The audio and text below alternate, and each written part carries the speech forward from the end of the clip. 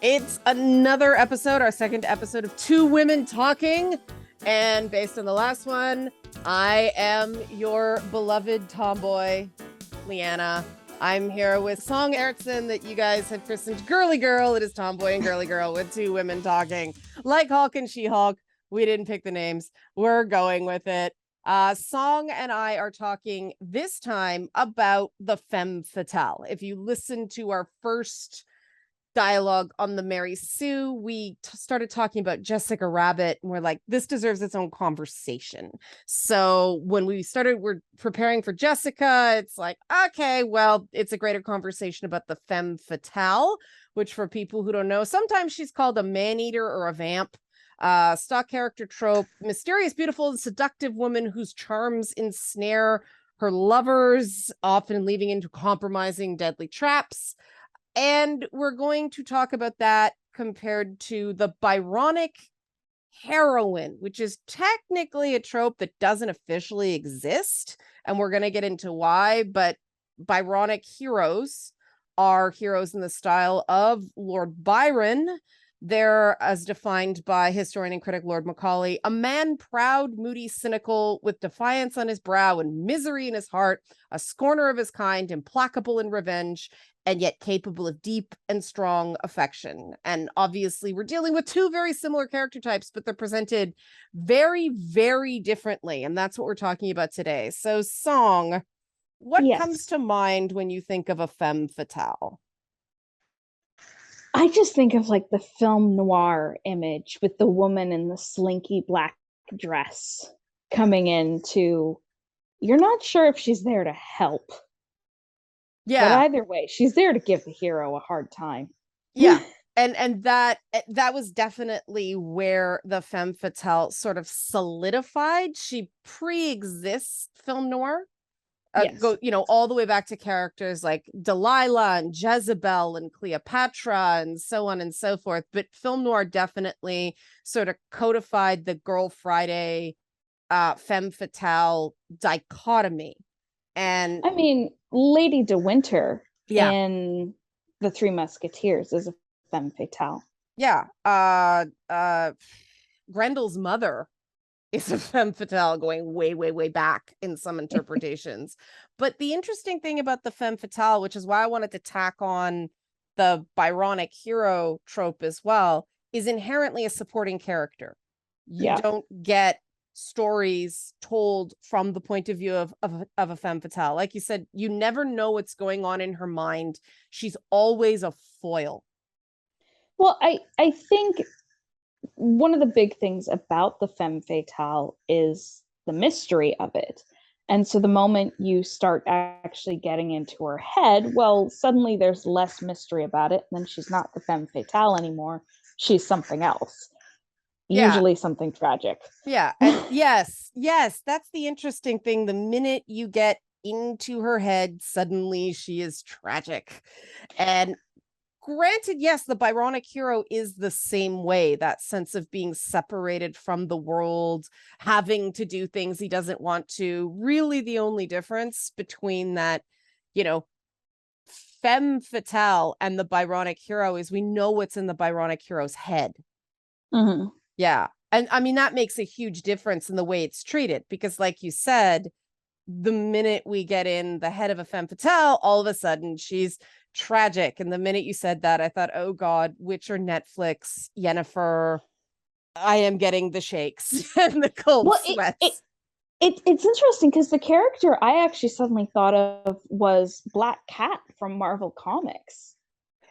Yeah. Because in a weird way, because she comes in, she's the sexy thief in the very tight outfit, and she's always there to distract Right. Spider-Man.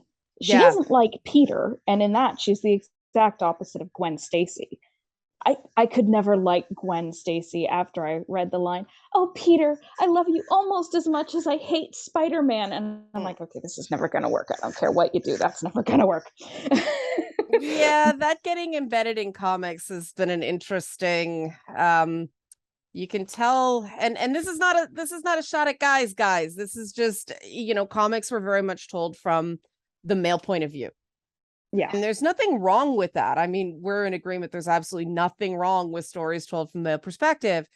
The problem is there are so many anti-heroes centered in stories. Now, Spider-Man is not one of them. Spider-Man is an everyman, not an anti-hero. Peter Parker's a good guy, straight up, right? We get into I do think some writers forget that. Oh, absolutely. Absolutely. That he has temptations, but he's not dark, right? Because it's easy to write dark. Dark is inherently interesting. Dark is inherently compelling. Some of you may see on Twitter, I retweeted over the weekend something about the appeal of the bad boy and the bad girl. And I was like, Mer? And Sog was like, I have thoughts. And it was about that idea of temptresses, seductresses, bad boys exuding confidence. Yes. And I think that is definitely the appeal of a Jessica Rabbit, a Black Cat, a Catwoman, though we get stories from Selena's point of view. And that is maybe one of the few characters that doesn't topple into just tragedy. Yes. Sometimes they do. And I mean, you cannot name a single comic book character that hasn't been badly written at some point. Definitely. It's gone on so long. Yeah. And, I think of Felicia Black Cat in particular, because I remember an issue, I think it was Spectacular Spider-Man during One More Day. So it was Peter's identity had been revealed, and there was this series of comics from the perspective of each of the women in his life, one from Aunt May, one from MJ, and right before, the shot. And one was from Felicia, because Peter had just gotten absolutely beaten up by the Rhino. And she's like, okay, I don't know if you're Peter. I don't know if you're the Spider. I'm going to go take out the Rhino for you. And I don't remember the context because it's been years since I read it, but there's this scene, and it might have been a flashback, but she was looking in the mirror and she's just like, what had I let the Kingpin turn me into? I allowed these, I don't know if this has been retconned or if this was a new thing, with like some kind of surgical experiment that gave her the bad luck powers or whatever, done by Kingpin. And so, like I said, because oftentimes if the femme fatale is working against the hero, usually she's working for a mob boss or something, or some crime lord, just who's like, okay, you're gonna go distract him and lead him on or whatever. And that's why, because if a mob boss is manipulating you, usually it's because he has something on you, which is why the moment you get to the femme fatale's backstory, she usually becomes tragic, which also kind of comes into this concept of a woman can't really do anything villainous on her own. Right. Which is a bit of an older idea. Yeah, something that is actually in the Seneca Falls Convention Declaration that got lost in the struggle for equality, the idea that women should be seen as equally morally culpable for actions. And that is a thing that frustrates me, that they spend all this time explaining why a woman does bad things. Whereas, Lord Byron was just, as I said before we started recording, a piece of shit. He came from money. There was no reason for him to be garbage. He was narcissistic and, mad, bad, and dangerous to know. And he blew through all his money and, ended up, he didn't have those limiters on him. And I think that's what makes him interesting. But why don't we consider Byron tragic? Because he clearly lacked impulse control. There was clearly something not right with the dude. He was a ball of human wreckage, right? Why do we see him as confident and compelling and dangerous instead of tragic? I think it actually comes back to, and this is another thing that bugs me is the idea of the not the starving artist, but kind of like the doomed Yeah, the artist. tortured artist. The tortured artist. There's the Yeah. word. Thank you. So it's this concept of the tortured artist, and oh, well, they need these struggles in order to write anything. No, that's an excuse. Mm-hmm. We have this idea, especially from the 20s and 30s, of Fitzgerald and all these other authors and artists who, they were caught up in this swirl of the drugs and the Mm-hmm. alcohol and the parties. And because that was just as we were starting to actually have media, and so we got to have like images. I mean, it was no longer just Jane Austen writing stories that were published by a lady. Right. Suddenly, because we had tabloids and all these things, we got to see a bit into the lives of these writers. And it's like, oh, well, this is how they live. So this must be how other artists live. Right. And it's all this bohemian hedonism and the struggles and the depression and all this. And oh, this is what creates great art. And I'm so sick of it. Yeah. I'm so sick of, oh, the starving artist and this and that. And I'm like, shut up. You're making it harder for artists. Yeah. The idea that is some sort of noble struggle as opposed to a sign maybe you should regroup. But it's true, right? I mean, the one exception to this that I find him very tragic is Wolverine. I do find Logan extremely tragic. And it's interesting that most of the exceptions to this rule I can think of do come from Marvel Comics.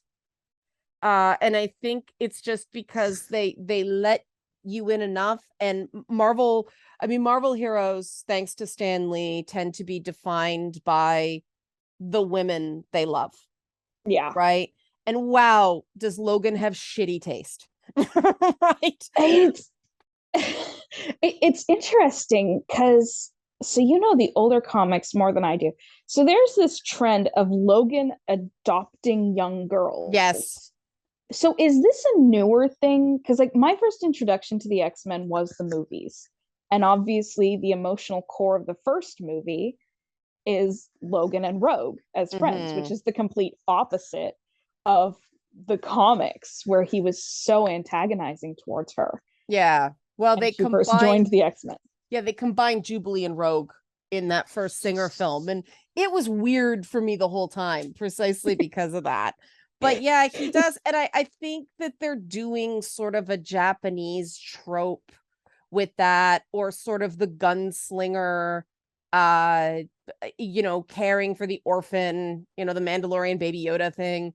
Yeah, which has become a huge trend. Yeah. In the last few years. It's The Last of Us, it's The Mandalorian, it's The Witcher, it's all these. There was something else I just remembered the other day that was in the Logan movie. Mm-hmm. Yeah, with X-23. But yeah, so the Byronic Hero is a title that I've heard before, but never really looked into it beyond just, I think it's a tragic adventurer, not quite my thing. Yeah. And so when you suggested this for the topic, I was looking it up, and then I was like, wait, is Hugh Jackman Wolverine, not comic Wolverine, just Hugh Jackman Wolverine, is that a Byronic Hero? And then I got it, because I remember being like 12 and 13 and having a huge crush on Hugh Jackman Wolverine. Well, he does watching those movies. He does such great sad eyes. Yeah. Right. Well, it's. I remember watching it, going, "What is wrong with Jean Grey? What is wrong? Why would you choose James Marsden?"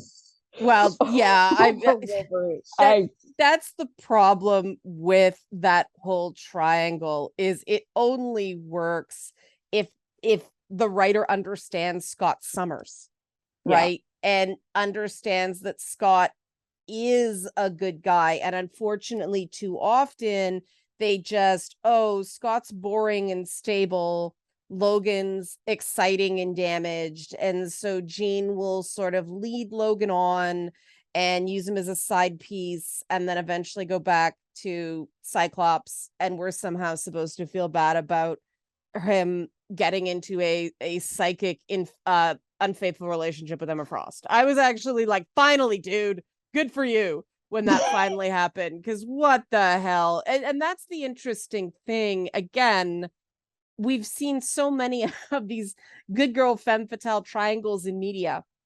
Yeah. But when it's the Scott Summers, Logan, Jean Grey thing, you end up just hating Jean Grey. These things just do not work gender swapped.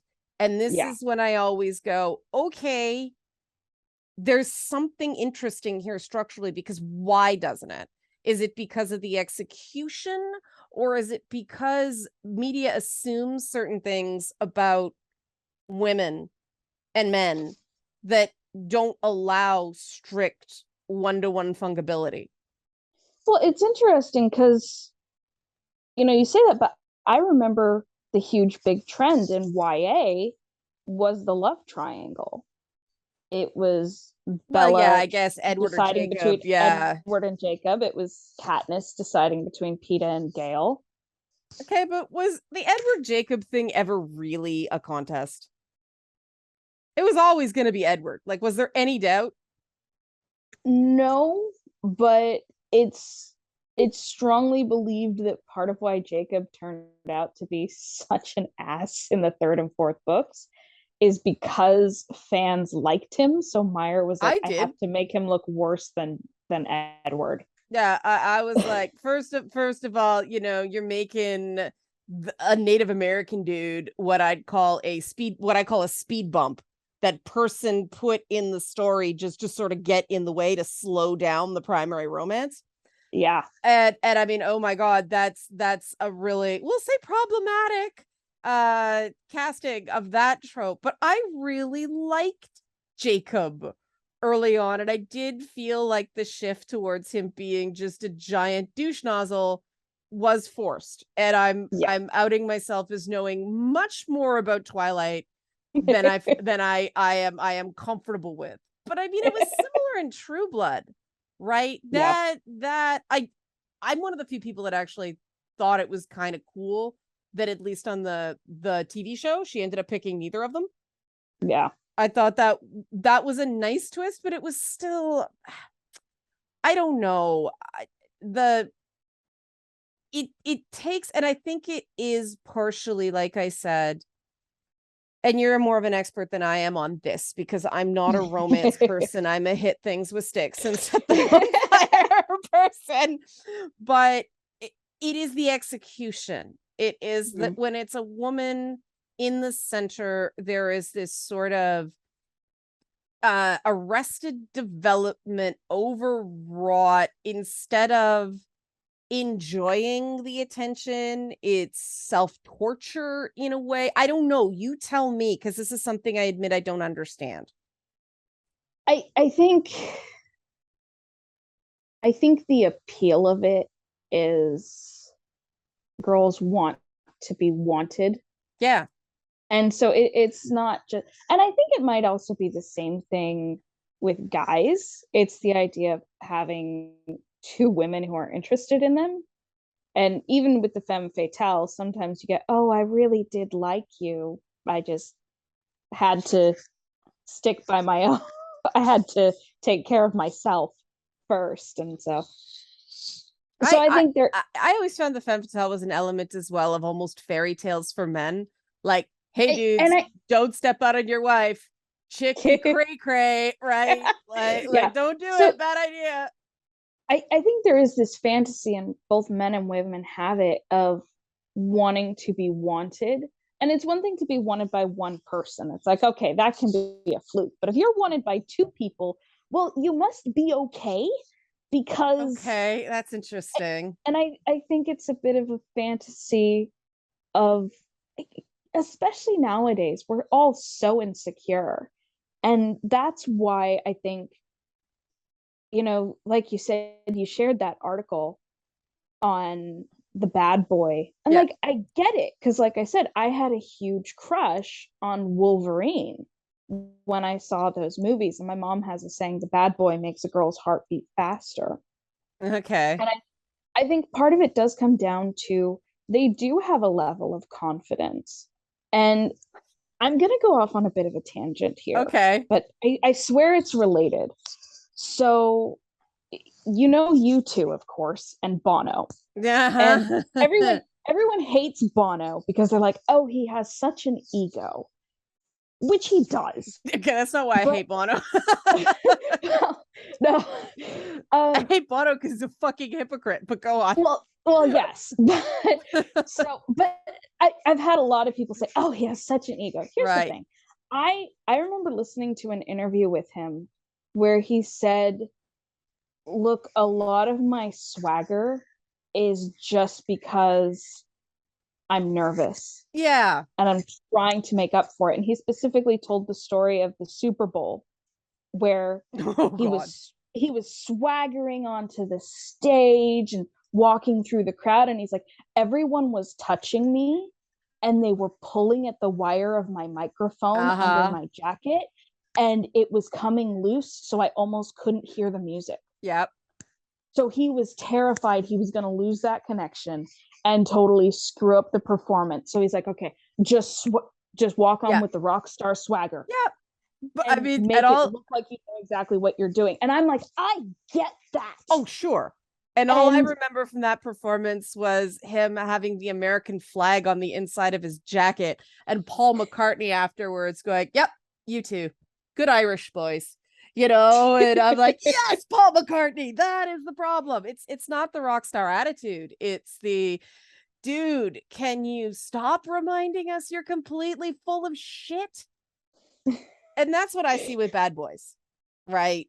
Yes. And maybe it's because of the greater insight into that. Like whenever I see somebody trying that hard, right? Like Eddie on Stranger Things. I have a strange take on Eddie because I hung out with a lot of guys like Eddie because I played D&D. And the thing about Eddie is that you know, I won't spoil too much, but guys like Eddie during the grunge era, you know, with Kurt Cobain and all that stuff, there was a phrase, it's better to burn out than fade away. And that's the thing about guys who peak in high school. The cool guy in high school, those are the best days of his life. Yeah.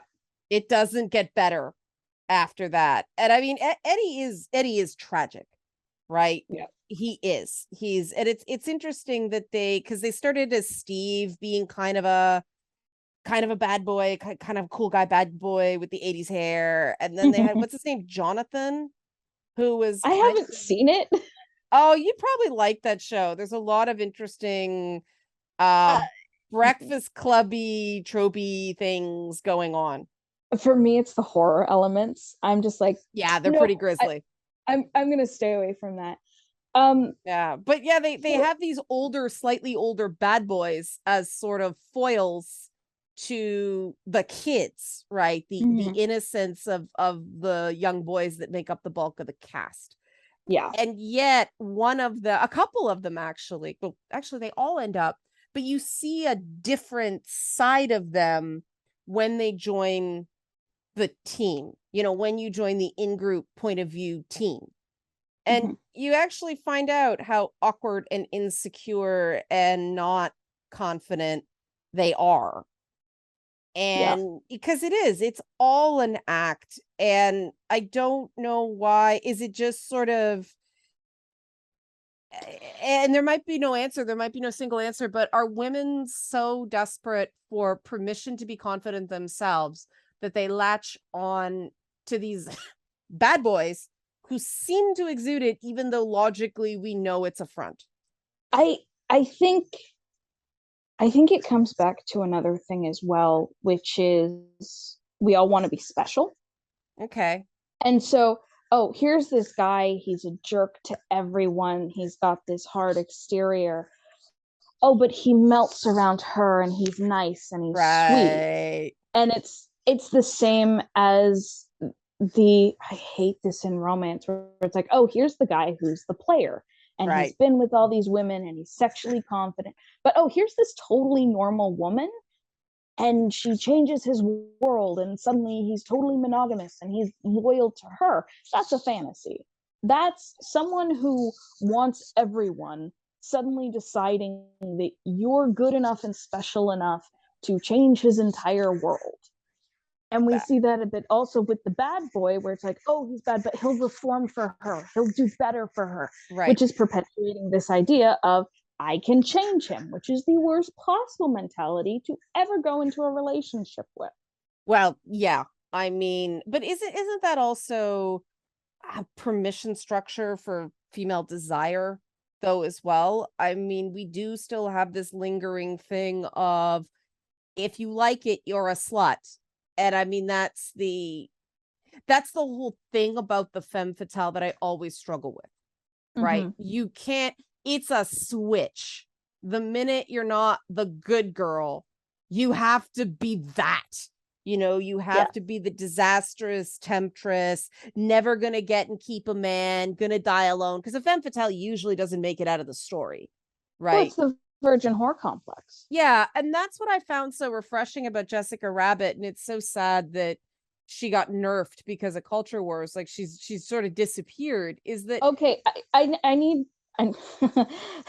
I need to explain this to people who might not be aware of exactly what's happening with Jessica Rabbit. Yeah, okay. Because I've kept you updated because yes, I'm a you huge have. Jessica fan.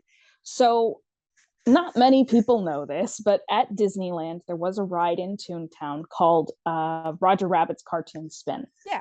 And what it was Jessica gets captured by the weasels, so Benny and Roger are off to rescue her. And you see her being tied up in the trunk of the car by a couple weasels. And then by the time you get to the end and you're there to rescue her, she's already gotten free of the bonds and pulled out a giant Harley Quinn hammer. Right. She's back to the weasels and she's just fine because she rescued herself. Well, a few months ago, it was seen that Jessica had been removed from the trunk of the car. And people were like, wait, what's going on? Well, then Disney did this whole thing of, oh, we're updating it. And now, instead of Jessica being captured and rescuing herself, no, she's going to become a private investigator, just like Eddie Valiant. And she's going to do something about the weasels wrecking havoc. So they put her in a trench coat, which is so infuriating because I collect Jessica Rabbit trading pins, and not many people know that there are hundreds of them. Oh, yeah, yeah. Many in alternate outfits. Yes. So she's become a fashion icon through these pins and through alternative art. And so trench coat. You just stick her in a yellow trench coat. It's not even a sexy pinstripe suit. Yeah. Can you imagine Jessica in, I would love that, a pinstripe black suit. But the thing is, the whole point of the trench coat was to cover up her chest. Well, that's also because the Dick Tracy thing. They're not letting her be herself. They're echoing a motif that was originated in a man. Exactly. Yeah. And but then Toontown is currently being remodeled, and the Benny cabs from the ride were being seen hauled away on trucks.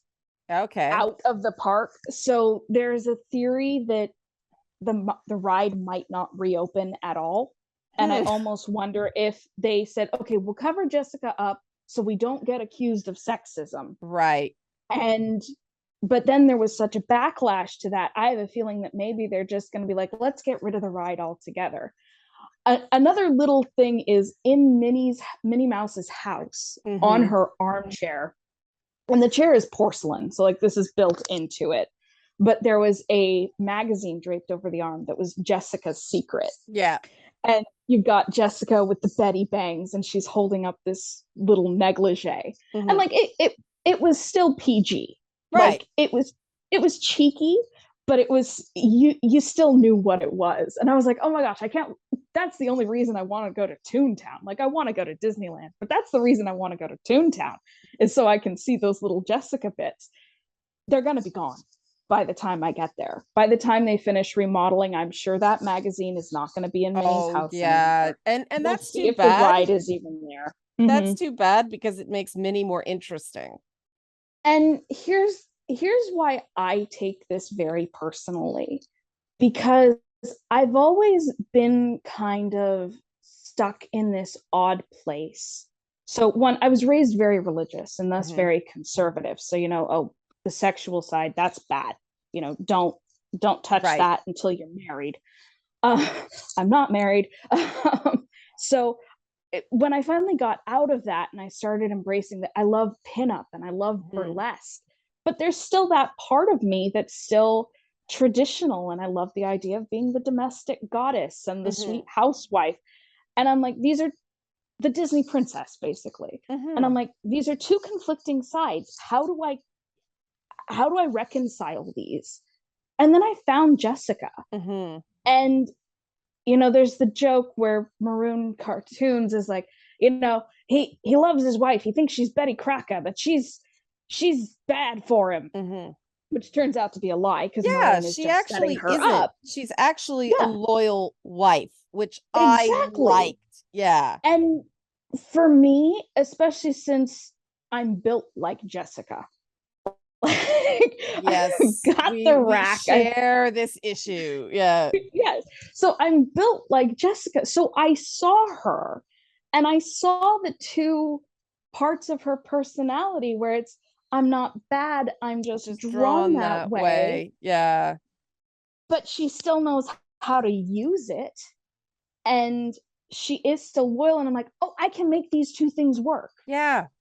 Two things are not totally contradictory. And that was such a relief for me. And so to suddenly see, and not even suddenly, but seeing Jessica attacked, and I've seen people who online who they have this fan theory that Jessica is actually asexual, and I'm like, I need you to shut up. I need you to shut up because I need her. And it's like that. Like I get people project. They have to. Yeah, they won't let her be complex.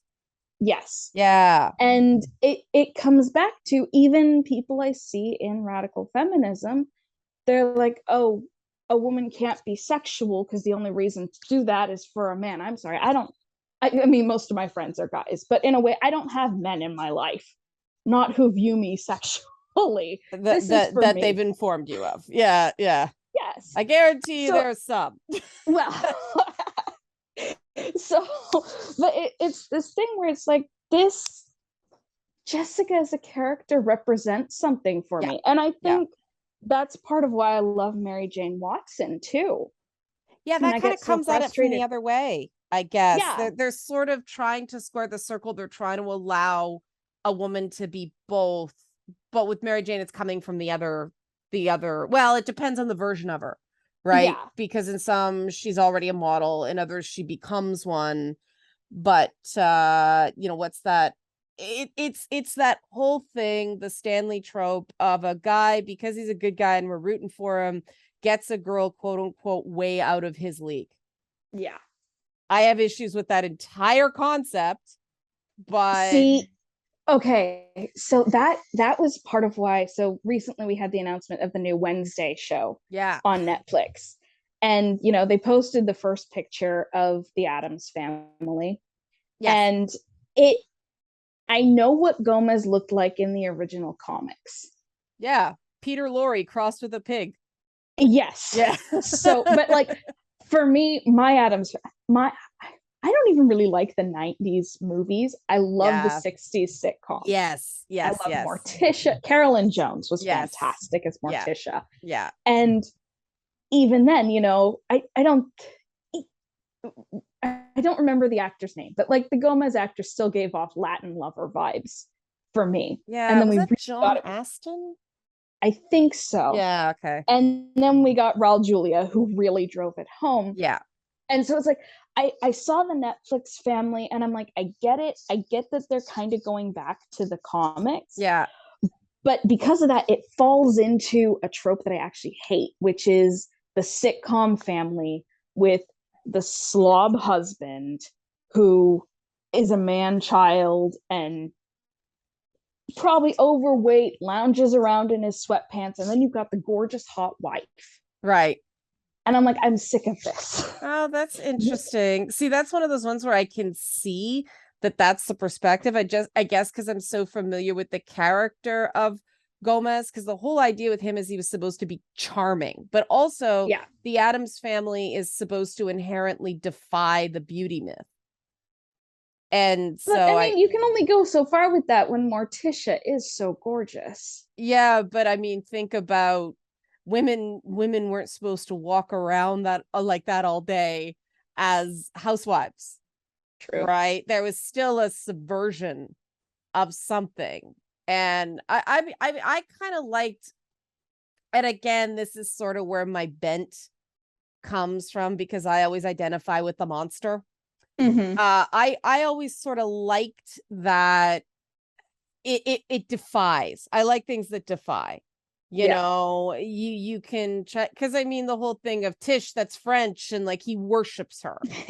Right. And I love that's that why it works. Yeah, there's a story John Aston told, and it was after Carolyn Jones passed away, and he was telling a story about years after the show. They were on the phone, and he said, I miss nibbling on your arm. Yeah. And I'm like, you know what? That's cute. Yeah, it is. Yeah. It's really cute. I mean, that's the weird thing about acting. You get this kind of really strange bisected closeness with co-stars. But yeah, I mean, there's an example of another thing. Back in the day, they played with these tropes. It wasn't all or nothing. Women were allowed to be more than one thing, and I think it was because they were trying to show that there are issues with the whole Girl Friday thing, but also, what if women could be seen? Women could want to attract that sort of attention without having already run in bad with the mob. And I do think Jessica was this cool moment of, everybody assumes stuff about her because it's her job to let people assume that about her. But she's not that. And there was just sort of this confidence and thinking she's asexual. I mean, that line, "I'd do anything for my husband, Mr. Valiant. Anything." How do you claim that woman's asexual? I don't know. Because then Bob Hoskins goes, "What a woman," right? And it's like it's so shticky, but then you find out, what do you see in that guy? He makes me laugh. Right? And it's like, oh, this is a wholesome cheesecake. Yep.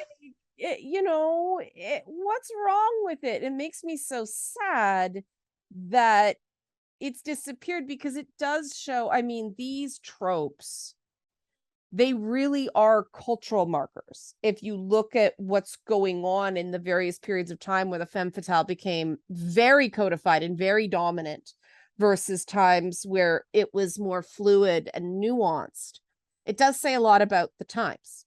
So this is something that's actually bothered me for a while. And again, I am a writer, so I've done a lot of studying on writing.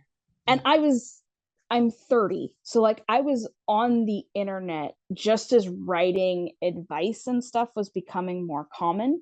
Last time I talked about doing the Mary Sue litmus tests and stuff. And so I got to see the rise of like the author blogs and giving advice, and there's this, it's like the emotional thesaurus, I believe it's called.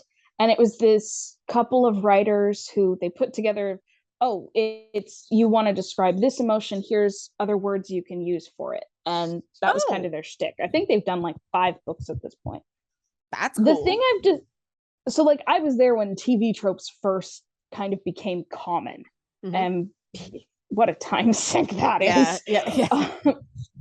But the problem I see is as we've become more familiar with the concept of tropes, people have forgotten, writers especially, that this is not, it's not like going to a store and buying a character. No. It's, so I used to work at a Joanne Fabrics and Crafts, And so I sold, crafting supplies. Right. And something I noticed is you get people who they come in. The example I use is specifically the floral department. Okay. So you come in, you buy your plastic flowers, you buy a vase, you maybe buy a ribbon to tie around it, and you just get the flowers you like because they're cool and they look good to you. Right. You check those out, you take them home, maybe tie the ribbon around it, stick the flowers in, there you go, there's your seasonal decoration. Whereas then you get people who come in, they get the vase, maybe they get some paint to put on it, they get some glass stones in the bottom. They specifically pick their flowers that go together. So they have accents and they have filler. And then they take the time to put it together and make it look incredible. This is how I feel about tropes. I see too many authors who they grab the tropes, they throw them together like, oh, here is my elven archer. Here is my femme fatale. Here is this or that. And it's no, you can start with a base. Yes. You can start with the same products, but then you work on them and you mold it like clay. Yeah. And you actually develop the character into something that's rounded. That's right. And I see the same problem with a lot of writing advice nowadays, where, especially on YouTube, we get these authors who they're like, okay, here's the 10 steps to follow to write better. Or here's how to make a plot. And they make it a checklist. Right. And, last time we talked about how the Rocky movie does not follow the standard rules of screenwriting. Yeah. And it's one of the most beloved movies of the last century. For people with any taste. Yeah. Well, exactly. I think it's funny. One of the movies we just agree on is Rocky. That really says something. Well, it's one of these movies, it doesn't follow the rules, but it tells a great story, and so it works. When you try to make all these things fit with a checklist, it doesn't work. That's not art. Yeah. It has no life to it. Yeah. And I have my issues also with people who are like, oh, I'm a seat of the pantser. I have no plan. I just write. Yeah. Like, okay, that works if you're writing it and then you get to edit, not if you're posting and then making decisions in hindsight. That's right. But, yeah. You really can't do that and release episodically. I'm doing my best, okay? Yeah. So, but yeah, so the thing with tropes is I see too many writers nowadays who think, oh, here's a trope, here's my character, and you throw on bows and stuff to make it slightly original. But it's like, you're not actually developing a character. You can start with, okay, I want a femme fatale. Okay, what makes her interesting? Right. What fleshes her out to be a character? And like I said, once you do that, you kind of lose some of the femme fatale elements because suddenly she's not a mystery anymore. Yeah. And that's the thing about Jessica. She started as a femme fatale, and then you realize, oh, she's more than that. Right. Which is what was great about her character. And it's why I'm so mad that so many people try to dismiss her as just eye candy. There was an Instagram post a while ago that they had the line and then they crossed it out to say, I'm not bad, I'm just drawn by men.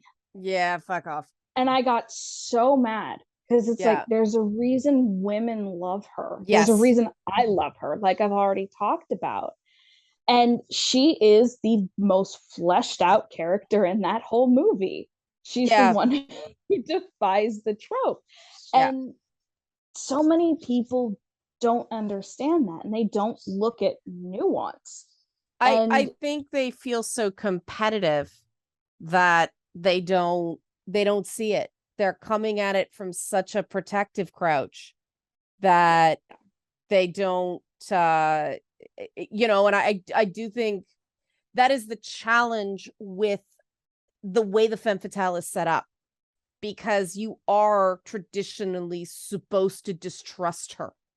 Right? She's supposed to be bad for the main character. And so when you get anything that attempts to subvert what feels comfortable some people will have a bad reaction. I mean, it's the opposite. It's sort of coming from the other side again of the whole She-Hulk thing. People were so not prepared for a show to deliberately present an unlikable female protagonist off the top that they refuse to accept. In the second episode, she actually says, yeah, I was wrong about that. Like, they couldn't be more clear, but people wouldn't give it a chance because they have seen the factory farmed, here's this character again and again and again, absolutely zero challenge. So often they're primed.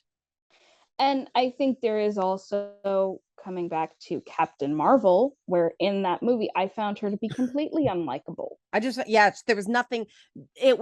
She was intentionally a cipher. And I thought that was a mistake, because the whole point of a main character, like, this is not a pulp crime novel. The main character has to be knowable. This is Marvel. We get in the main character's head. They are not icons. They are heroes. Right. And I think that's why with Marvel, you can't really and even a bit with DC, you can't maintain a character being just a trope, because you have to get in their head. Yeah. And so, we've had things where it's like, we got the Captain Marvel movie and a lot of people found her unlikable. And I question people who did like her, and they were like, oh, well, she was good for women. And I'm like, how is that good for women? If your way of a woman being strong is to be unlikable, well, you've got a problem. Is she even unlikable, or is she just like boring? I found her insufferable. Okay. I was just bored. It was flat. Like, the thing I remember the most from that movie is Goose the cat, or the Flurkin, right? Like, it just, the CGI on Clark Gregg's face was weird. And like, that whole movie was just, I don't think they expected it to be what it became. I don't know why they didn't, since it was the movie that was designed to tide people over between Infinity War and Endgame. Like, of course there's anticipation for that, right? Which is a terrible place to release a movie. Well, like, Ant-Man was one thing, because like, that actually served a purpose. Right. But, well, not to release a movie, to introduce a new character. Well, because you expected her, based on the way they ramped her up in that movie, to be a threat, to be powerful. And then she gets one punched by Thanos, and I actually burst out laughing. I was like, that's it?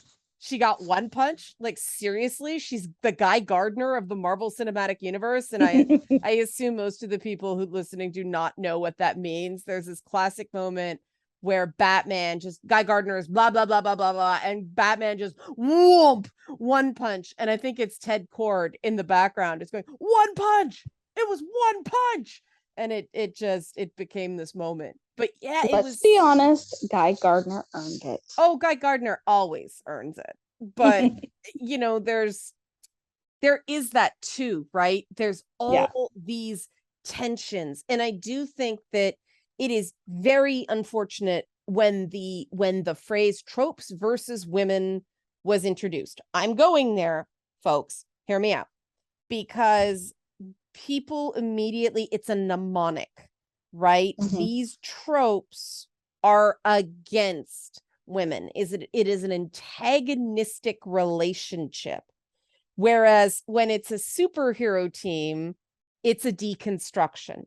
Right. So we can't have a deconstruction of these female tropes. We can't play with them. We can't, explore what the damsel in distress means. Explore, it.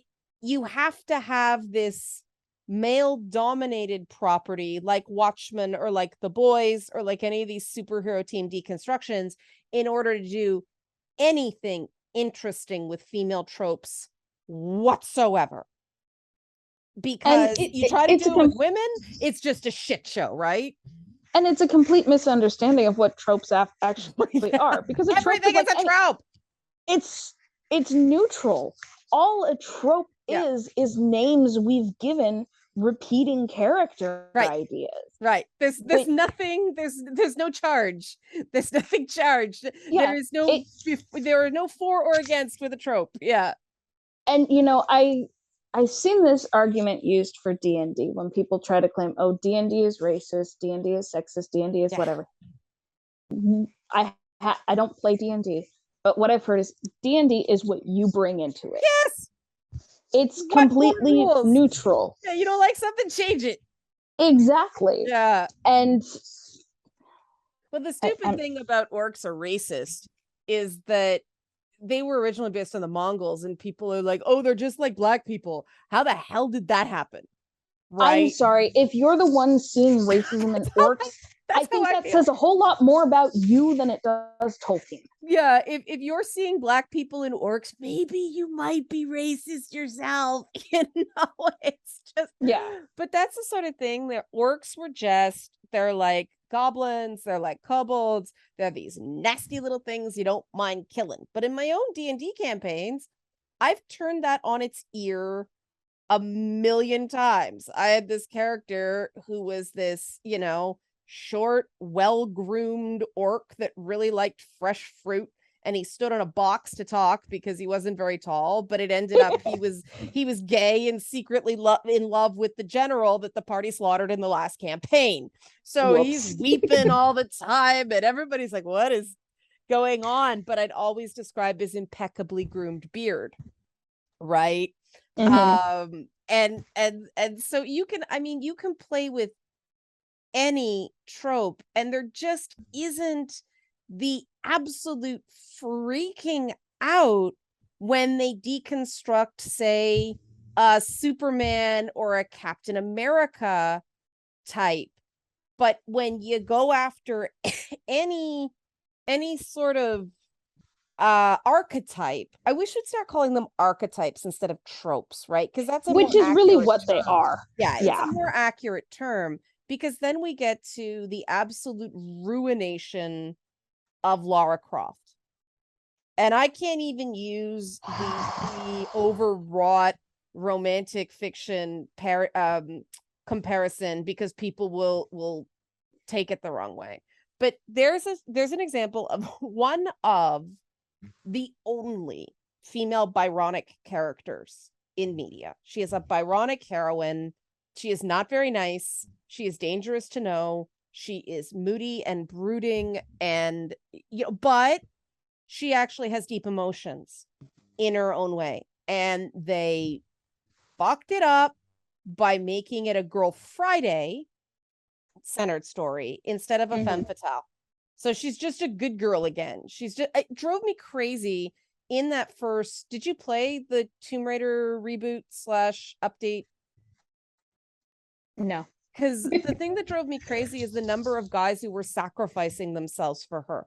It was a complete desecration of how we first meet Lara Croft in the first Tomb Raider game, because she's being led by a Sherpa up to this temple, and they get attacked by wolves, and she just lets the wolves eat the dude. It's like, boom, okay, distraction, see ya, you've done your part. And it's instantly like, whoa, this chick's badass. Probably bad, but badass. And then you find out she's tortured, and they managed to make Lara tortured instead of tragic. And that is why I utterly loved her. And now we have this shit where she's a spectator in her own movie, and she's getting rescued in her own games. And then they make a big deal in the second one of her, I think they actually say Mansell in distress or something like that, but they actually have her rescuing a guy. But it's like, guys, you really don't understand the mechanics of these archetypes. Just, I get that there's pressure, and I get that all Square Enix cares about is you making really pretty hair animation. But holy shit, stop and think about what you're doing. Some of those graphics work really nice. Oh, some of the graphics were super pretty, but it was that thing that you mentioned a while back about men and sort of adoptive daughters, or men, I call her the manic pixie farmer's daughter. The Ellie, the Nathan Drake's kid, she's spunky and she's all full, and it's almost like it hits me, and I could be totally wrong, this is just my take on it, that this is creating this sort of perfected, not like other girls' girl daughter for a redemption metaphor for the guy. No matter what shitty things he's done in his life. Oh, there's this really great girl child that he was a part of raising. He's good. And I was like, fuck you. That's about him, not her. But it's not even just. Here's the thing. So, I love The Mandalorian. I do too. I have a poster of Grogu on my wall. Okay, I have a Grogu in my background. Yeah. I have a plush on my thing too, and a Grogu lunchbox. Yeah. I'm saying all this because I'm about to say something that might make people get weird. Right. The Mandalorian is mommy porn. Mommy porn. Oh, okay. Yes. Yeah. Okay, I can see because I remember back in like 2008, I was working in a Barnes and Noble, and about Christmas time, they came out with these little books that was porn for moms, porn for working women, whatever. Mm-hmm. And it was these shirtless guys in low-rise jeans, ripped, of course. And it was photos of them doing dishes and vacuuming the house and playing with a baby. And that's great. So that was the moment I understood the difference of male and female porn. And it's also the saying, sex starts in the kitchen. Right. Where it's like, look, if you help her clean the dishes and you help her around the house, she's more likely to be interested and to find you attractive. Yep. And when I watched The Mandalorian and I saw so many people being like, oh my God, The Mandalorian, he's so dreamy, he's so hot. And even around the time season 2 came out, I saw this little joke graphic. I don't even know what to call him, but it was like a Mandalorian action figure holding Grogu, and then there's Wonder Woman and Supergirl and someone else. And he's like, his name is Grogu, and I'm single. Man, I never caught that. Holy shit, you're right. And yeah, so he's a single dad. Yes. And we see it in all these characters now. And so there is a level of appeal to women, and it's like, oh, he's good with kids. And there is something attractive about that. And I do think there's a bit of, you like the bad boy, but as you get older, you do start to understand that you do need someone responsible, especially if you've been burned a couple times. It's like the bad man instead of the bad boy. It's the bad boy growing up a little and recognizing no, responsibility isn't a bad thing. It's the guy who cleans his apartment and is raising his kids, but still has a black leather jacket. Yeah, okay. Interesting. See, these don't read on me this way at all. It's all, he seems like he'd be cool to hang out with, and that that's the different coding, right? Like I miss that completely, but now that I'm seeing it, yeah, that makes sense, because to me the Mandalorian was just the gunslinger, because I've watched a shit ton of westerns. Right? And it's like, it's very much there, and I don't think Dave Filoni and Jon Favreau even really knew what they were doing. Oh, but have you seen those two guys? There's no way they intended that. Well, maybe Kathleen Kennedy insisted they put it in. I don't know. It's you're right. I don't know. It's definitely there, and the whole sort of, and you're right to follow this, because he resists being taken care of, being cared for, that domestic sphere, because he won't take off his helmet. Mm-hmm. So you don't cook for him because he doesn't eat. And you don't really pick up after him because he's got no stuff. It really works. Holy shit. Yeah. See, I hadn't even thought about it from that perspective. That for me is a turn off, because like I like the domestic aspect of it. Yeah, but I'm just sitting and thinking, it's like the dude makes no mess. He creates no dishes. I mean, he's a bit rude that he won't eat. But I mean, that whole, there's a deeper thing with the taking off the helmet. I'm obviously joking here, but I thought the Bryce Dallas Howard episodes of The Mandalorian were some of the best. And now she might have known what she was doing. Yeah, I think she did know what she was doing, because when you talked about that, that's what I started thinking of, because that's the Bryce Dallas Howard episode, right? Where they stay put for a while and they have that whole thing with that village. Yeah. And, Grogu gets some happy kid moments. Well, I specifically remember watching one of Nerdette's Newsstand's reviews of The Mandalorian, or she was mentioning it. Yeah. And she specifically mentioned that she's like, okay, so I knew Pedro Pascal was under the helmet, but I didn't remember what he looked like. So then they took the helmet off in that last episode of season 1. And I'm like, and I think she made something like, I expected him to be hotter. It's funny because apparently a lot of season 2 was a stand-in. Yeah. Pedro Pascal is one of those celebrities I don't get.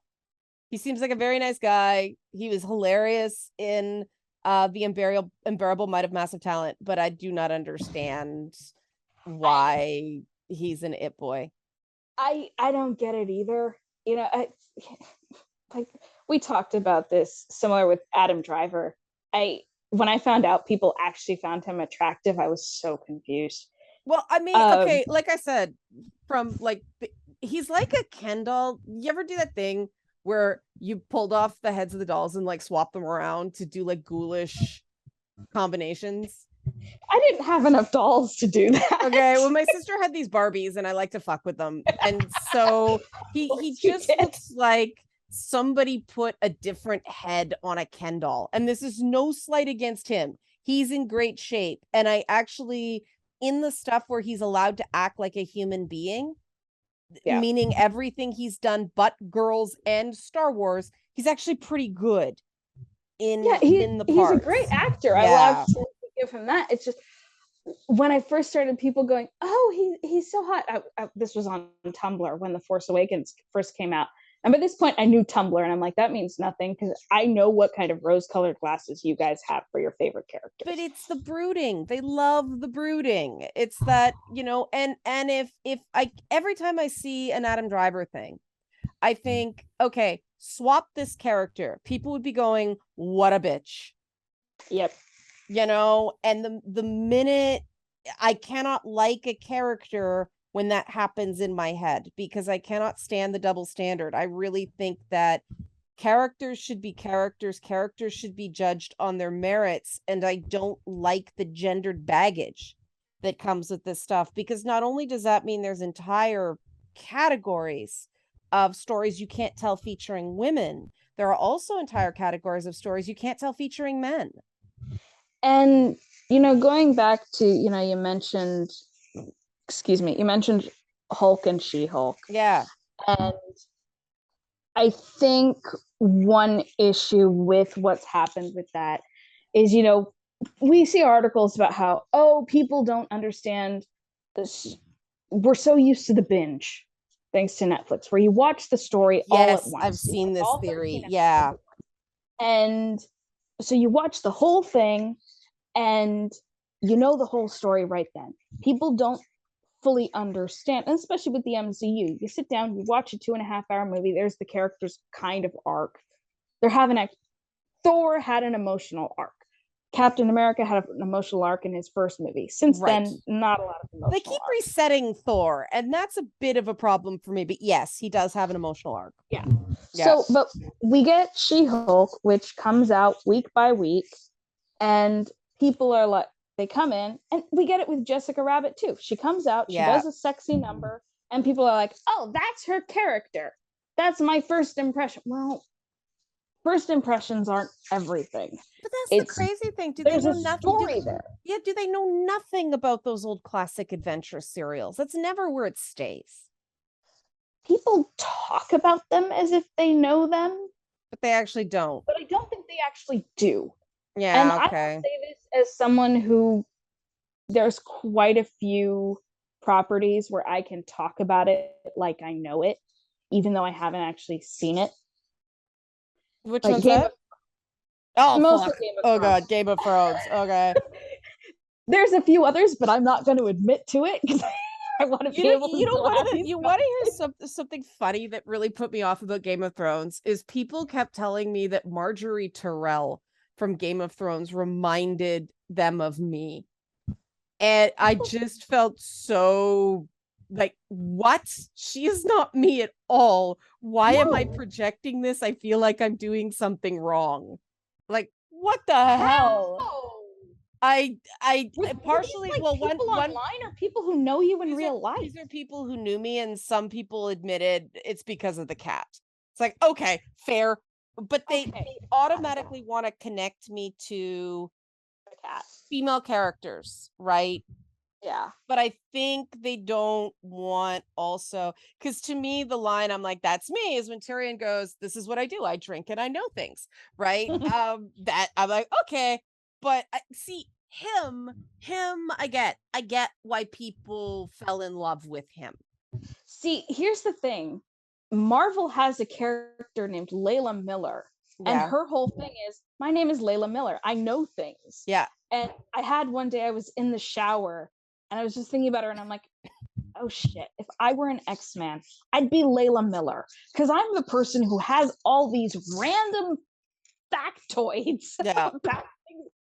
I had a boss one time who was like, how do you know all this? Why are you wasting your time learning all these random facts? And it's like, wasting your time. Okay. Oh, he was not impressed. And I'm like, I don't try.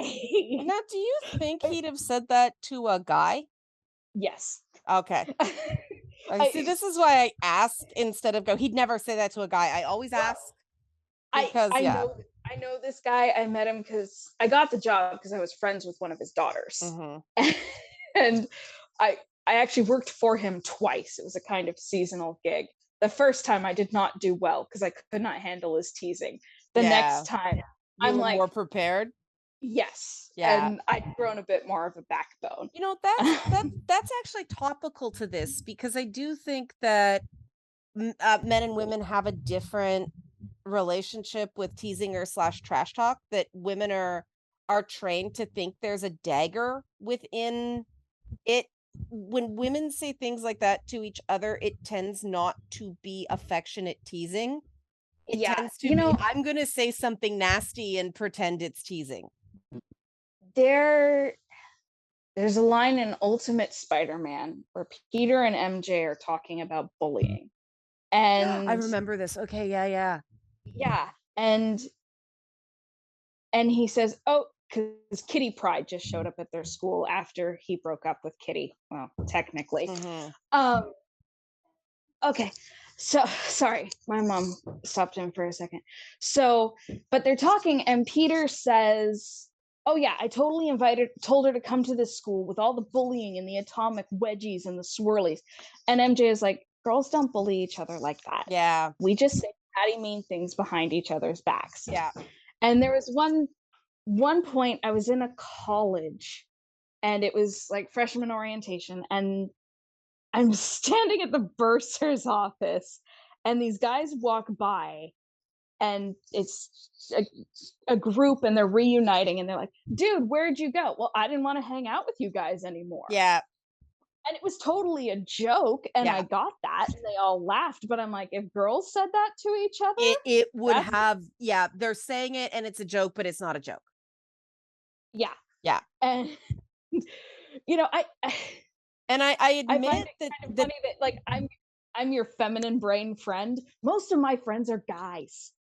Yeah, the whole thing is very, very strange, and I admit I don't understand it, but I absolutely exploit your knowledge whenever I can.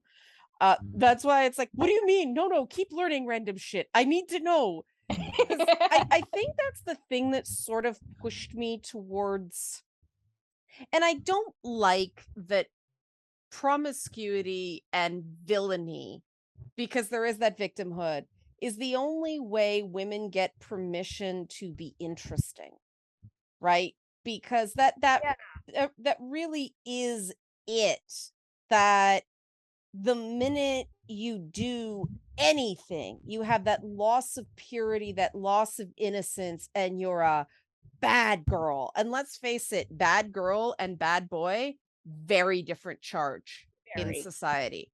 I do think there's a bit less of it now, because like even that article you shared, it talked about how guys, it wasn't really gendered, because it was people like the bad boy or the bad girl because they're more experimental, especially, and guys Except, like the bad girl because they're more willing to experiment with kink, like bondage and yeah, stuff. though somebody did point out to me, in shows, it is not seen. It is very rare to see. He said never, but I'll say very rare because there's a notable exception to see a woman perform a sex act on a man that is strictly for his pleasure without it being coerced or she's manipulating him or it's something bad. There is this thing that they And just it's when I weird. think about it, I do see, thinking about the few times I've skimmed through women's magazines like Cosmo and whatever, Mhm. and there is a bit of, oh, do this if you want to get your way, Yeah. And which I just I don't know. And I realized uh you know I when this was pointed out to me, uh my comeback was, well, the octopus on the boys was a girl. And the person went, oh, Leanna, never change. but does that even count? Well, that's the I say yes based on the relationship. Oh, fuck, why are we talking about this? This is my No fault. idea. There is an emotional component to the relationship the Deep has with this octopus side piece that he tries to bring into his marriage. Holy fuck. But yeah, but it's an interesting point, right? That there is this, if you enjoy sex, you're bad. Welcome to the murder fodder pile. Yeah. And that thing keeps being sent to women. Hmm. And it's okay to show women having sex as long as there is something tortured about the relationship. And I think that goes in, that ties back into that love triangle trope, that it's always, oh, I don't know who to pick. And instead of, yeah, I'm getting all this attention. This is awesome. Because then she'd be a bitch, Yeah. right? You're never allowed to go, this is powerful.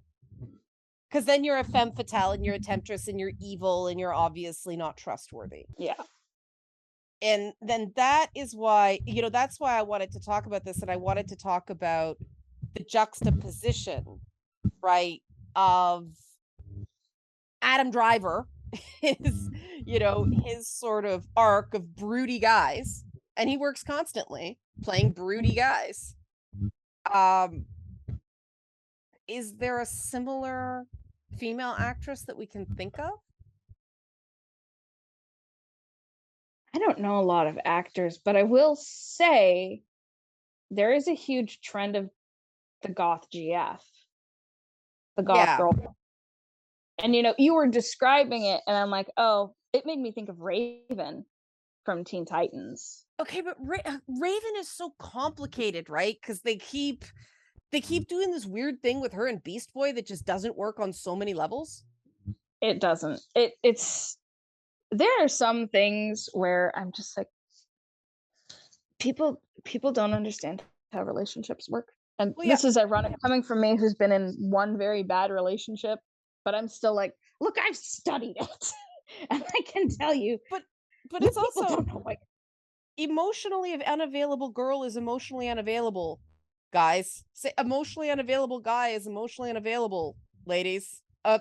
And make it same sex as well. But that's the issue I have with Raven and Gar, that she is emotionally unavailable. She's not just what do they call it, a tsundere? I always get the anime pronunciations wrong. The girl who's like cold on the outside but actually secretly warm. She's not. She's just constantly that. And when did that laconic chick become a trope?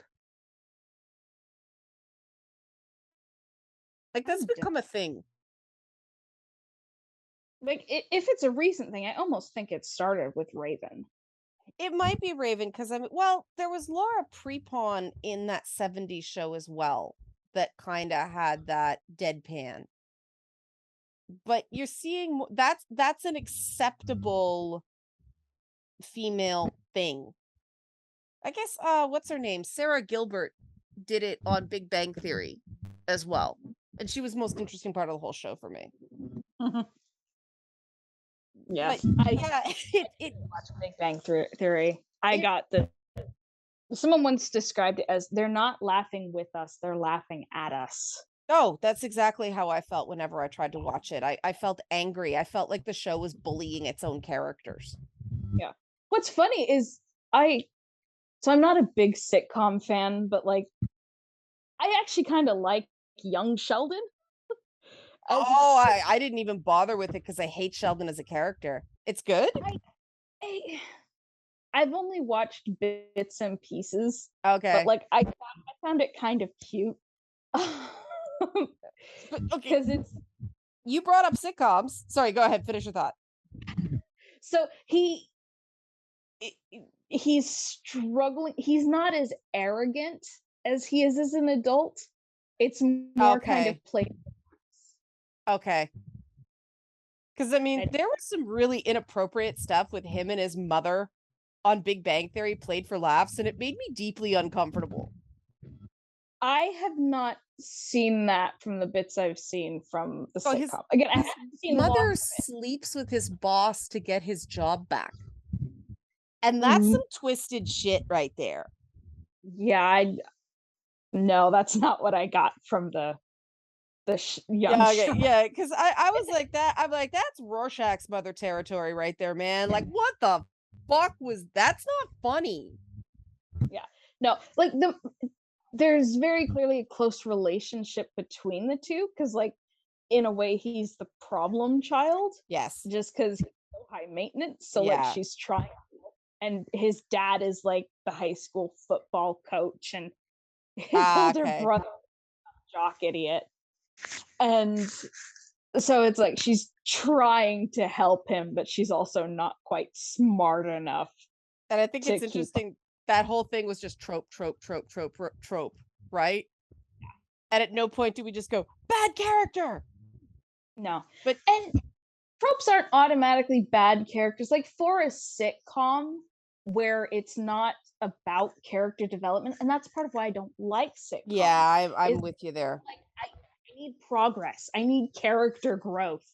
I can't stand status quo. But let me switch that up, because I think no discussion of the Femme Fatale would be complete without a discussion of Blanche Devereaux on the Golden Girls, who broke so many taboos with that on that show. Now, okay, granted, her and Betty White switched characters because Betty White didn't want to play that character again. But Blanche, being the Southern belle who was openly promiscuous and sort of, used and discarded men with regularity, yet she was in her circle. She was knowable, right? And, Dorothy and Rose called her sluts all the time. Rose actually called her a slut way more than Dorothy did, which was interesting. Which I think fits, because Rose was not quite more conservative, but... Well, she was small town. Yeah. She was small town, made it very clear she'd only been, with one guy while she was married. He died, like, very sheltered. Rose isn't dumb. She's small town. Yeah. I mean, she has bubble-headed moments, but she's actually, like, she's the one that knows how to do plumbing and stuff like that. She has skills. But Blanche is... as a kid, I didn't like Blanche because I was a kid and I'd been trained. But as an adult, there's all this stuff thrown around about groundbreaking television, about stuff like Battlestar Galactica, which I do not get. I thought Battlestar Galactica was so status quo in so many ways, but the Golden Girls really was groundbreaking television. Yeah. In that it was for women who were very different, who did go at each other and insult each other, but remain friends. Yeah. And they were allowed to have different personalities. Yeah. And that was because they weren't required to be attractive and they weren't required to be the male's love interest. Yeah. I think there was a freedom that came with that. And like they tried to recreate the Golden Girls dynamic kind of with a show called Hot in Cleveland. Yes. Where they even had Betty White on Yeah. it. And it's like I only saw bits and pieces, but I'm like, I feel it feels manufactured. Well, to me, the Four Women successor was Sex in the City. And look at the difference there, right? I mean, relationships are so toxic on that show. That the thing about that show, and I will actually blame that show for a lot of issues I see nowadays. Oh, me too. Not even just when it comes to sex, but these women who they're empowered and they're independent, but they keep making these bad decisions. Right. They're also terrible people at the end of the day, and they're incredibly selfish.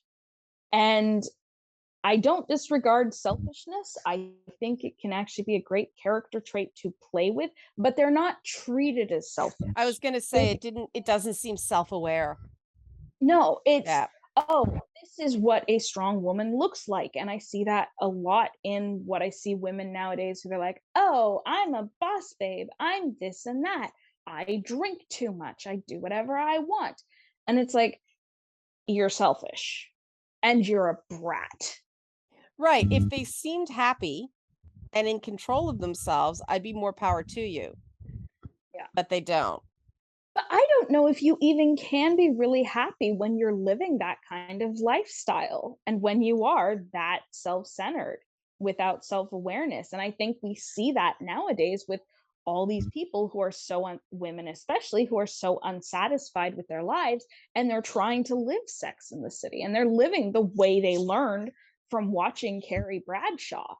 And it's like, and that almost does. I didn't bring this up for this reason, but I realized listening to you talk, it is sort of the Lord Byron lifestyle without the romantic puffy shirts. Yeah. Like she does, her everything about Carrie is toxic.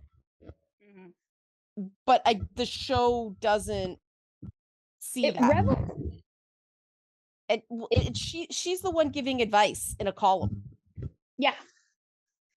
And spending way more money than she would ever make writing that column. Oh God, yeah. But I mean, Girls was the same way, right? Like Hannah was gross. Like that's the only way to describe her, gross. And I hate that term because it makes me feel like a 12-year-old. No, I totally get what you mean. And that's why I've never even touched Girls beyond little clips I've seen. See, that's where the Adam Driver appeal came from. And he plays such an asshole on that show. But the women who watch Girls and like it, love it. Yeah. Well, Girls is one of those things where if you like it, we're probably not going to be friends, so I'm not going to waste my time. Yeah, that really is a litmus test show, isn't it? Well, it's like you look at the 2000s when we had Sex in the City. It was like 98 to 2003, right? Yeah. Something like that. Yeah. I don't even know how I know that. I don't know. That sounds about right. I tried to blank that period from my mind. I don't blame you. So we got that, and it was the early 2000s where everything was glossy and shiny and put together, and the hair is perfectly styled. And then we get to Girls, which is more in the teens, where suddenly everything is really grungy, and we're reveling in how dirty and gross and terrible people are. And it's like, I hate that 90s grunge has come back. I find the style to be incredibly slobby. And it's like we've seen it even with Stranger Things and these boys who everyone's like, oh, he's so dreamy. He has grease in his hair. Interesting, because grunge to me had sort of more of a slacker mystique than but yes. And I hate the slacker mystique because it's especially when it comes to men. I'm in a position where it's like I need a man who can be a partner and who can work with me and who can support me. Yeah, that's as not grunge. together. So it's like, no, that is a completely. Can I just say, I know this is probably a pretty common story, but the fact that the whole title Smells Like Teen Spirit came because someone wrote it on Kurt Cobain's girlfriend's wall, and That he was thought, a brand of deodorant at the time. yeah, and he's like, oh, she means I'm really edgy and rebellious, and he wrote the whole song, and then it's like, your girlfriend uses Teen Spirit deodorant, right? Yeah. And I have a feeling that's why he came to hate that song, aside from being associated with it so much, and that it, like the song everyone knew. Well, it became so huge, and it's far from their best song, and Yeah. nobody knows the lyrics. Look, I found Smells Like Teen Spirit because the Muppets did a cover of it. Oh my god. Really? Yeah, it's in the first Disney Muppet movie. So the Muppet movie, and it's the chickens. Or no, it's not the chickens. The Barbershop Quartet. So it's like Sam the Eagle, Beaker, and a couple other. So it's like most of it is kind of obscured in nonsense. And it's like ba-bum, ba-bum. And even Sam at one point, I know a dirty word. Oh, okay, funny. I'm gonna have to look Yeah. this up because most people do not know what he's actually saying. Weird Al even did a song about it. Yeah. No, the chickens one in the same movie was the chickens did a cover of CeeLo Green's "Fuck You." I've seen that. Yeah. Fuck you. Which, yeah. Yeah. Well, it wasn't even that. It was just all just clock, clock, Yeah. clock, clock, clock, clock. Yeah. Yeah. I saw that one. Nothing compared to Muppet Bohemian Rhapsody. Yeah. Well, okay. Every cover of Bohemian Rhapsody is fairly epic. True. It's hard not to be. Yeah. But yeah, I mean, this is it's funny because we talk about, I mean, Kurt Cobain is sort of a more, well, he's not modern anymore, but no. Kurt Cobain, Heath Ledger, who's somebody who, well, even Ezra Miller. Oh my God. There's a mystique around, well, Ezra Miller uses they, them pronouns, as the media likes to say. But there's a mystique around male identified people who are hot messes, whereas a woman behaves that way. I mean, there's that one politician, she's young and she likes partying, so people are going crazy. Oh yeah, the Finnish prime minister, I think. Yeah, like it's a huge double standard. Yeah. And I still think our lack of comfort with the Femme Fatale, and I'm getting some noise when I speak on my side of this. I hope it's not in the recording, but apologies if it is in retrospect. But I do think that discomfort is because people can't get their heads around the whole Femme Fatale and the reality that she's never centered in a story. Yeah. I do think it coming full circle that way. So what do you think, to close, Song, what do you think would take to fix that? I mean, like I said, the moment you get in her head, she's not really a femme fatale because she becomes something else. Yeah. And there's really no name for that other than kind of hot mess. Tragic. Yeah. Tragic heroine. That's what it is. She becomes the tragic heroine, which, I get. And I think if you're going to write a femme fatale style character, in that you just need to be aware that you're going to be deconstructing a trope. You can't just write it straight. And even if you're going to write a Byronic Hero, maybe round him out. Well, not even round him out, just make him realize that it's not cute. Yeah. I mean, the Saul Goodman moment in the finale of Better Call Saul, where he has that moment of self-awareness, it means a lot. Yeah. But I mean, I think it's also, I mean, I go back to the Witcher Netflix series again. I don't think Yennefer, as conceived in the books, would want people knowing the pain she went through. And that's why I think this show is a mistake, because Yennefer doesn't want to be seen as tragic. Yennefer wants to be seen as strong. Yes. So if we're telling the story from Yennefer's point of view, it's not that story, right? No. And I thought that was a real missed opportunity because of that. Which is why I find the She-Hulk talking to camera, breaking the fourth wall thing a great opportunity that they probably will not take. I'm under no illusions about how much of the envelope Disney wants to push. But it's just like, I don't even like meta humor, but if you're gonna do any character who is somewhat meta, breaking the fourth wall, it would be She-Hulk, because that's what she's always done. That's right. She's been fairly self-aware. Yeah. But I do like the camera as confidant in that format. The episodes are just so short that they don't have the time to truly use it effectively.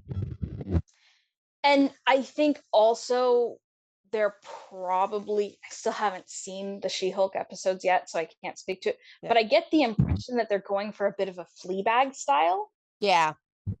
Which it's one thing to say, oh, this was popular here, let's do it here. But if you're not actually working it in naturally and you're just stealing it because it was popular in something else and slapping it on, you're gonna have a problem because you're not actually working it into the story to make it work. Fleabag worked because it knew what it was doing. If you're stealing it because it's popular, but you don't actually know how it works, it's going to show up as a flaw. And I think that's been something of the problem with sort of bad girl tropes is people put them in because they like Catwoman, they like Black Cat, they like, that type of character, but they don't understand structurally and functionally how they worked. And so it just ends up feeling like some sort of wish fulfillment as opposed to a character that says something. Well, I think it's also, there's that song from the 80s, Super Freak. She's a very freaky girl, the kind you don't take home to mother. That's right. And tend to divide women into the fun girl versus the girl you settle down with, which I think is, I see where they're coming from, but I'm also like, well, you know what, that actually, I would not so much look down, but it's like, I would judge a man who's doing that, because I'm like, so you're proving to me that you're not interested in a committed relationship. You're interested in having fun. Well, what that tells me is that they don't think women can be more than one thing too. And a lot of women don't too, just to be fair. Like women do this to other women too. Yeah. And, I find it funny that about the time, I remember at one point, a college age woman when I was a teenager telling me, you use these labels like jock and nerd and everything.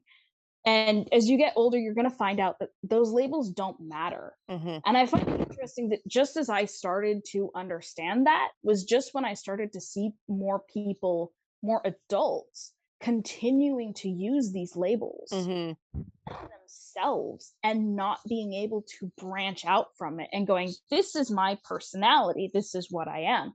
Well, no wonder you like these flat characters that appeal to you and that don't actually expand your horizon, because you can't do that with yourself. That's an interesting commentary on modern identity politics. People are putting themselves in these boxes, so of course they do it to characters. I hadn't even fully realized that until I was saying it. Yeah, no, that's pretty profound. Let's just stop there because we can't do better. Okay. I think that's a great place to wrap. This has been Two Women Talking. You see our names, but song. Do you want to plug anything this time around? I actually have a new chapter going up on Monday. Okay, so it'll be up. Not ready. Yeah, if you haven't read the rest of the story, not a great place to jump in.